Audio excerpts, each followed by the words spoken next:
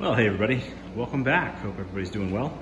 We are continuing with moving the layout to the garage, and I'm getting ready to work on the yard, and that's gonna basically run along this long wall here. And the two pieces upstairs, as I mentioned last time, they're roughly 65, 70 inches long. There's two of them together with a 1x4 running horizontally across the seam. So that's not very strong for moving something. And I think I'm gonna employ a sort of classic model railroading for dummies, or model railroading for dummy carpenters anyway, technique here. And I'm gonna build a couple of L-girders. So that's what I'm working on here.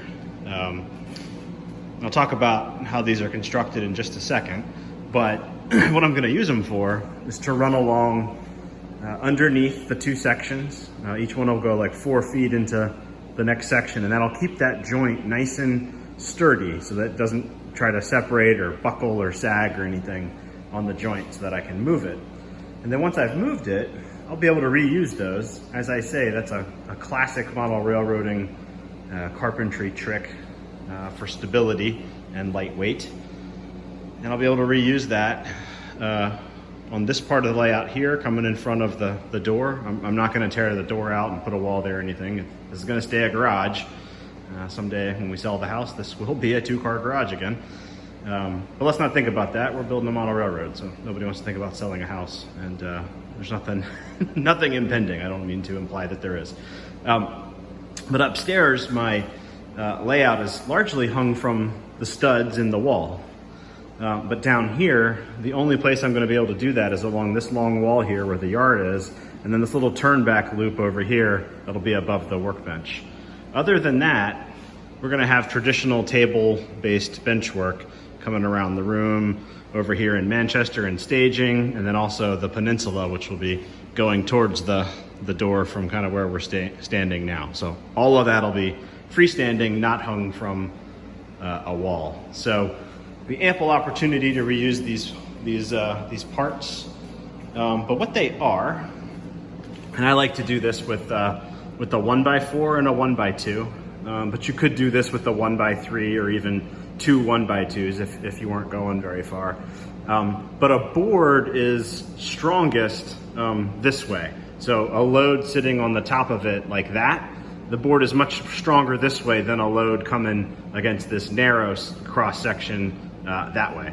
So these 1x4s are going to provide significant strength against sag, bowing, and that kind of stuff, but they won't do much for any kind of force on this end and that end that would work to bend the board. And that's where this other member comes in, the 1x2. Now that's not going to have quite as much of a load on it from coming horizontally, laterally, whatever you want to call it, as it does vertically, because gravity works vertically. But these guys, this member here, will prevent that bowing. So you put the two together, it's still super lightweight, but very strong in both dimensions. And I think that's probably what I want to employ on the bottom of those sections to get them moved. So that's what I'm gonna do. And the first thing I'm gonna do is run a bead of wood glue along the 1x2 here.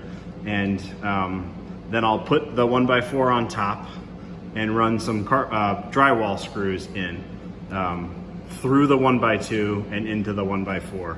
And honestly, if you're taking carpentry advice from me, you should probably stop and take it from somebody else. But as a model railroader, this is really basic. Most of us have used this or seen it done. So I'm gonna get on with it and I'll show you as we go. All right, so this is the basic idea. Again, I just started on its side, so it's easier to work with. But I've got a bead of glue in between there. And what I'm gonna do now is come along with some drywall screws and drive them through the 1x2 into the 1x4. And you could take those out once the glue sets, but I'm not going to. I'll just leave them in. I want this thing to be strong. So that's where we are. I'm gonna run those pilot holes and then drive those drywall screws, do it again, and we'll pick up with you once this is all dried and set. I will mount it underneath the yard, and we are off to the races. More to come. And here's a little tip I picked up from a guy who actually knows what he's doing with carpentry. But to get your screw, because remember this is going to be the face underneath the layout, there could be joists going across, whatever. You don't want the screw head sticking up.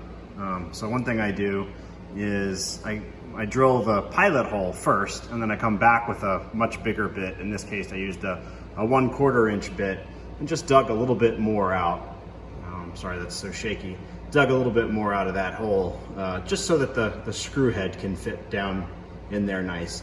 And you could drive the screw way down deep into it, but what tends to happen is it tends to split the wood if you do that. So in order to avoid that, with the pilot hole, I come in and add a little bigger hole at the top.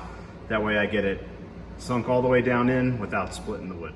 All right, so our 2 L-girders are cured and ready to go. And I just came down and decided that this little temporary work area that was over here needed to come out. So that came out pretty easy, just with the hammer and a crowbar and a little bit of sweat. So now we'll just touch this up. And this will be largely underneath the layout. It's probably the surface of the layout is gonna be really close to the bottom of that window. I wanna leave just enough clearance to get to the plugs should I need them. So that'll kind of set the layout height, and that is about chest high for me. I'm standing now, so as I walk over to the window, that window hits kind of around probably the middle of my rib cage. So I'm thinking that's probably a good place for the layout height, and that should give me enough clearance to be able to get to those plugs to use them for stuff. So just a quick update. I know things have been a little quieter on the channel lately. We're kind of at the end of summer with some trips and some stuff going on, and besides, a lot of this stuff I don't really think is probably all that interesting, as I'm literally just moving things down and putting them on the shelf and you know, doing stuff like this. So just a quick update, and we'll be moving the yard soon.